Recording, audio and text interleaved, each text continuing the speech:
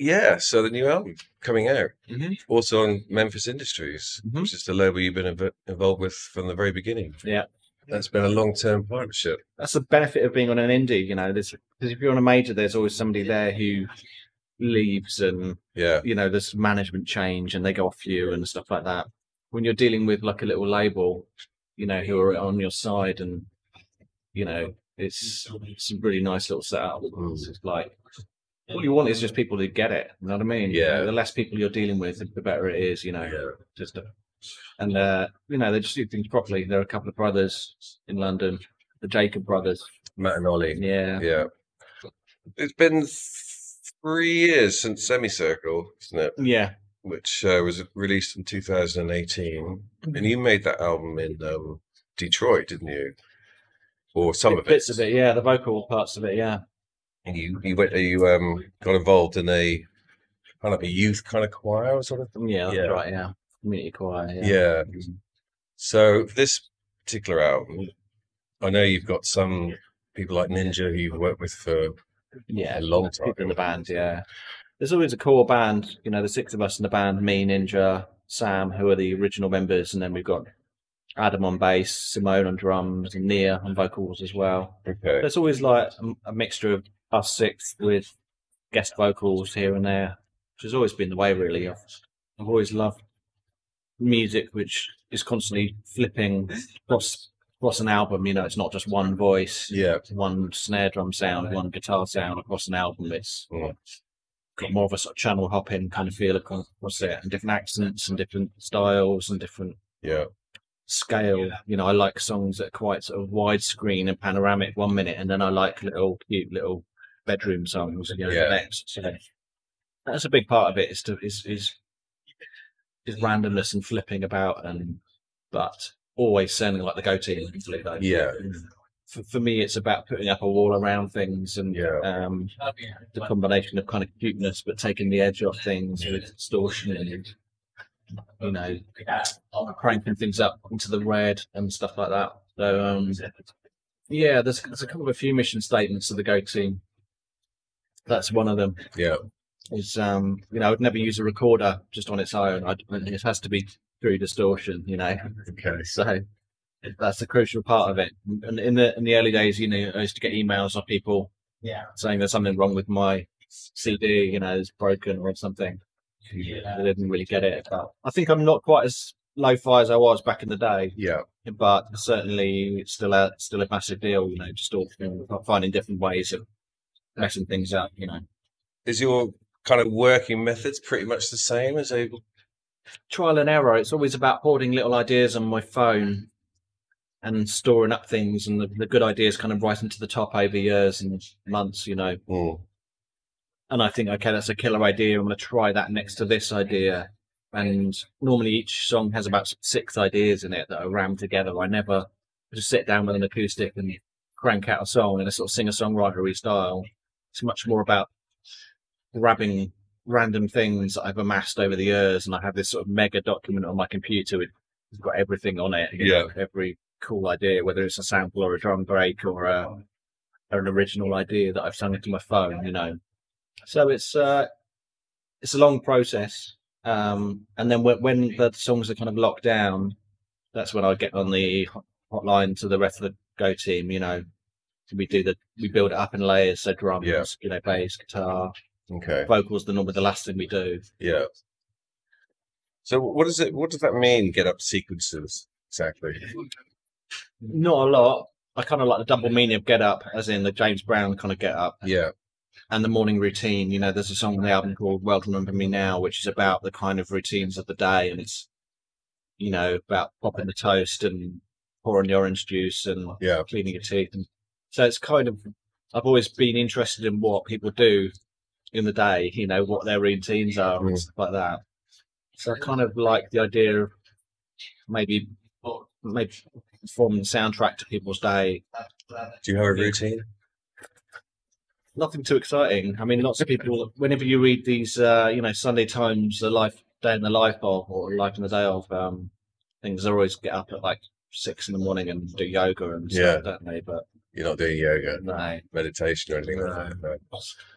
Coffee. I'm tea and toast, and then muesli. Yeah. And then That sounds similar to me. And then I just go and listen to music all day. Right. Okay. Brilliant. So some of the track Cookie Scene features somebody you haven't worked with before, Indigo Cash. She was so when I was in Detroit, the last record, she was one of the choir members. So there was a few like rappers in the choir, and she like tried out a few bars when we were there. I remembered her. She was really young, and I'm a big fan of Roxanne Shante, right? And that kind of that tone in the kind of the voice. So I clocked her, and I thought, okay, I'm going to use her one day. She always calls me Mr. Ian in emails, Mr. Ian. Deferential. You know the way that like old soul songs, they kind of sometimes they're just people that have never sung on records before. They're sort of dragged into a studio by a producer, and then they disappear. And yeah, I've always loved that idea of kind of obscure, unknown singers and people that have never been in the studios before. You know, particularly nowadays, the way that people sing is often kind of phoned in emotion almost. You know, it's kind of flourishy and over singy. Yeah. So I was kind of to try and find somebody that doesn't sing like that is actually quite hard, you know, because it's so ingrained in. Yeah. Yeah. So I got in touch with Mrs. Key from this high school choir and asked them if you just go along to the studio with about 4 girls. So it's all about feel and tone and charm and things like that, which you can never put your finger on, but when it's right, you know it. A lot of people will know you from the from your debut album. First came across you, Thunder Lightning Strike, released in 2004, I believe. Mm-hmm.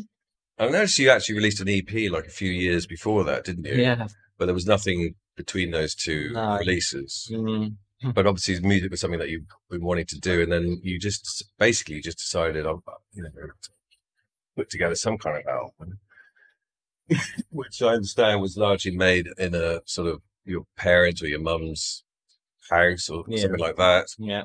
And he didn't think he was going to do anything, and you know, it was a personal project, wasn't it? I guess. Yeah. How you saw it as a personal. Totally. Yeah. I was pleased with myself. I was making music that I wished other people would really, and it was kind of, and I still am, I suppose. You know, it's quite a personal pick and mix kind of idea where I'm grabbing all my favorite things and ramming them together. And so, like I said, I was frustrated with like the Enemy boy bands, and I was wanted music which was much more feminine and cheeky and technicolor, and so that's what I do. You know, I used to work in TV documentaries, so I'd come home from work and fire up my sampler and make these little 4-track things, and so the process was quite similar to what I do now with little bits and pieces where I'd ram things together, but it was all on tape those days. You know, there was something quite zeitgeisty about it, I guess, postmodern, and which obviously touched a nerve, you know. Yeah. I think we were unique then, but I still feel like we're unique now, really. I can't think so. There's not really anybody like it. And I quite like the way that lots of our contemporaries from back in the day, you know, CSS or whoever you want to say, are kind of fallen by the wayside. And, and I feel I'd never felt that I've run out of ideas or the Go Team's run its course or anything. In fact, I feel kind of overwhelmed with what possibilities there are, you know. So you've still got that passion and that love for it, or I mean, it's kind of a never-ending quest, really. I think it gets up, and it's all about melodies for me. You know, it's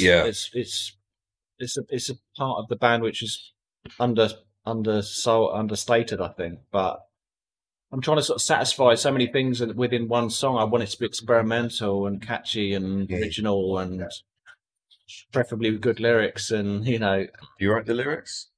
It depends. Like Ninja does a bit, I do a bit. Mainly me, but and whoever. If there's a rapper on the song, they do theirs. You know, do their own thing. So I'm getting pulled in a million different directions at any given point. You know, my idea of what my favorite thing is changes from day to day, and then one day I could think Ennio Morricone's Where It's At, or next day I could think, you know, it's I don't know, Roxanne Shante or whatever, you know. So I think that tension and the possibilities we have within the Go Team sound is kind of what it's kept us going. You know, it's kept it infinite possibility. You know. So some of your, some of the influences, which some of you already mentioned, like, a lot of American music, Sonic Youth, you mentioned. You can hear that quite a lot on the first album, particularly, but you can still hear it, subsequently, even to this day. There's something called Double Dutch, which obviously a lot of people won't be familiar with, but it's a kind of a rope routine that American girls are really into. Double ropes, but with some kind of musical element to it. Can you explain what that is exactly? Yeah, I mean, well, it's not so much nowadays. I've kind of felt like I've kind of done that bit, but yeah, I was quite into double Dutch chanting, the rhyme, the rhymes that you and the world that it conjures up. Yeah, you know, I often think of 80s New York and brownstones and stuff like that. I almost think of it as, I think I came up with a term, fire hydrant psychedelia, where you're kind of in that world, but it's a bit messed up, a bit trippy. I like kind of vocal teamwork and shouting over the top of each other and the energy of kind of that you get from that. So, I would hunt down old VHSs of, documentaries about double dutchers or cheerleader B movies or stuff like that, in the quest for these little snippets. Yeah. So like the Paris On came out of that hunt, Lots of my influences are American, I think, but at the same time, I think there's something to be taken from music from around the world, from everywhere, from particularly Bollywood or, Serge Gainsbourg or Italian horror soundtracks or whatever, some music is kind of autobiographical, isn't it? Where you're singing, "Hey, let me tell you about my life," but Go Team's much more about almost like secondhand memories, So it's about a theme tune you liked or a show you watched when you were a kid, or it's about all the stuff I've dug over my lifetime and almost like your lives flashing before your eyes or something like that. But having said that, there is quite a lot of sadness around the music as well, which people don't really get. Right. There's a lot of the lyrics aren't party lyrics. No. There's this duality, isn't it? I think so. Right. I like that tension. I think there's something really dreamy in that middle ground there that you can't quite put your finger on it. So that album, Thunder Lightning Strike, just suddenly became a sort of a cult underground hit, didn't it? It was really picked up out of unexpectedly for you. Yeah. And ended up being nominated for the Mercury Music Prize, which was. I'd preferred to have been a slow burn band, really. Yeah. We were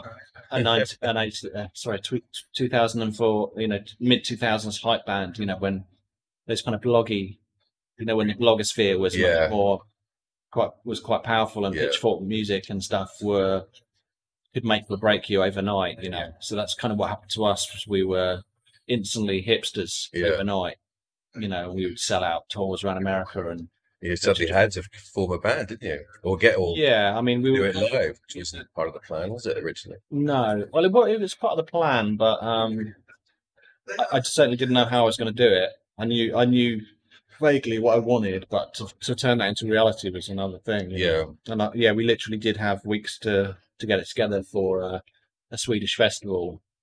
I knew that the key was to throw quite a lot of people at it, to have samples, to have double drummers, to have instrument swapping, boys and girls in the group, all of those things I kind of knew. Good stuff. Well, obviously the success of that album enabled you to basically pursue it as a full-time patient, as it were. And here you are today, obviously. But in the meantime, Proof of Youth was quite successful, wasn't it? And I think that's perhaps the only time you've had a male guest vocalist, Chuck D. Chuck D, yeah. I think it is actually, still is, yeah. Yeah. And how was that? What was that? I didn't meet him actually. Okay. It was all remote. Was it? Unfortunately. Even then? Yeah. Never met him still to this day. No. Okay. He did tweet about us a few years back saying he was honoured to do it. Yeah. So I was quite pleased about that. And he didn't sort of say, "I need to hear it before it's released" or anything like that. No, he was quite laid back about it. Yeah. And then Rolling Black House in 2011. and the scene between in 2015. Now, obviously, like a lot of bands, there's sort of, you kind of ebb and flow, you kind of go in and out of fashion, things kind of change, and it's kind of inevitable in that world, isn't it? And maybe things were kind of not going so well, perhaps, around about the middle of the last decade. I don't really have any concept of that, really. I don't really measure it. I don't measure it I'm not aware of it or measure it. For me, you don't sort of look at it and say, "My God, my album's only number whatever." And no, because we're not that kind of band. I have to accept that we're a cult band, and the way I measure it is, can I keep doing it? Can I live? Am I proud of the music as a body of work? Does it kind of is it something unique and stand alone, and does it deserve to exist as a thing? That's the way I measure it, really. I don't really remember us being particularly out of fashion. I think people either get us or they don't, really. Certainly, I mean, I can't measure us up to the 2004 days, really, because that was a unique period of hypeness. But I would have preferred to have been a slow burn, more like Phil Music, who are a slow burn. Yeah. So I think we almost had to sort of start. I think Semicircle kind of became, people seem to find their soft spot for us again. Yeah. Six Music kind of got behind us and stuff like that. So, I mean, if I ever hit a brick wall, I just listen to the records. Yeah. And that's the process for me. Of start of every album is listening to thousands and thousands of records, and I kind of camp out in a genre, Turkish site for 2 weeks or something like that, and so the process of just listening every day kind of reinvigorates you, keeps things fresh, or so either it will give me an idea for a sample, and I'll grab samples as I'm listening to it and stick it in my pile, or sometimes I'll pause the song and think I'd have done this differently, and here's my version of it, and sing it into my phone. And so I just amass these ideas, and then I listen back to it and stuff like that. So actually, my phone died on me recently. I went swimming with my phone in my pocket, so I've lost like pages and like thousands of ideas for slogans and stuff like that. Oh, yeah. You of all people would be automatically synced to a drive or something. Ideas over the years, phones dying and stuff like that. Yeah, it's there's no feeling like it, because this is my currency. This is what I deal with. Is ideas. All you take, there could be 100 ideas, and one of them could be amazing. I'll never know. Yeah. So when you look back at the music you've made, and if you had to choose one album, is there an album that you particularly, you're really happy with? Album that you're happiest with? You don't have to answer that question. It could be a stupid question, really, but I think you could make a killer Greatest Hits album. Do you think that might be on the cards? No, I think the album I'm least happiest with is Proof of You. Right. There's a few things I'd change down there. Yeah. I think Semicircle is up there, I'd say. Yeah. I think this one is up there as well. And so in terms of, because obviously your music is used for, commercial purposes, it's that sort of thing. Is that something that you keep an eye on, or you got a say about, or you're happy with, or? I mean, I've actually turned down quite a lot of stuff over the years. I'm quite hot on it still. I think we were asked to be on a gala bingo thing or something like that, and I turned that down. There's certain things I can just about tolerate. Obviously, although you've been quite regular in releasing stuff, there's always like a 3-year gap or something between albums. Yeah, no, I can't get that gap down. No, it's weird. Keep trying. I mean, it's normally 4 years, so at least this is 3 years this time. Yeah. But, I mean, we're trying to get the next album out, part 2 of Get Up Sequences, out for sort of like next October. So I'm really going to have to get my ass into gear. Okay. That's what I'm doing. This is what I'm doing at the moment. The whole process is sort of starting over again, and I'm listening to my snippets of ideas and picking all the greatest hits and stuff. So every song for me is like a greatest hits of all my ideas, really. And I only use like 1% of everything I write. Right. Everything, most of it's just thrown out. So basically you're just basically plowing on, thinking about the next album, Mm-hmm. and you're going to try and speed up your processes a bit. That's the plan. Do you ever collaborate with any other people, or do you ever mix or produce or anything like that? That's something you've been interested in? I've turned down a few things. I think it is. I think my thing, I'm such a bossy boots, I'd want to just take over the whole thing. Yeah, I mean, I did a remix the other day. I did a Charlatans remix. Okay. I think I could be a good producer. Yeah.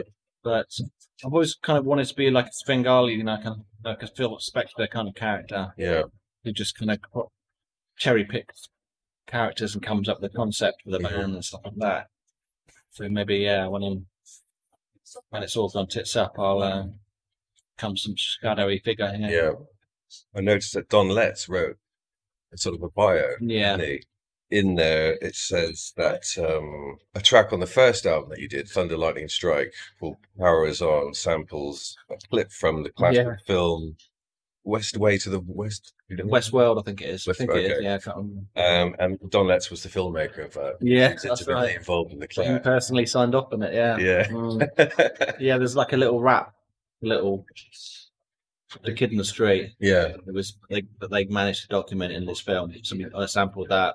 And they picked up on that at the time, did they? Or? Well, yeah. I mean, there were two different versions of the record. So for the first version, we just stuck it out there, without clearing anything. Yeah. And then the second time round, we had to go back, and I guess we contacted Don Letts and got permission at the right. Okay.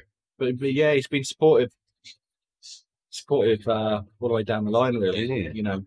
I think the idea, you know, he's someone that's interested in the kind of culture clash idea, isn't he? Of ramming different kind of worlds together. So I think that kind of ideas appeal to him, you know. Yeah. Yeah, he wrote it really well, I thought. Yeah. He says, using ingredients available to everyone, but sounding like no one. I agree. Yeah, which I thought was a really cool quote. Yeah. I think bands should try and sound unique, you know. I think that should be every band's goal, is to try and to be instantly recognisable as well. You know, I think to leave your stamp on the world, be like. I think I like the idea of bands being like a little mini universe, and everything kind of flows through it, and the way you look, the artwork, and everything aesthetically kind of flows together.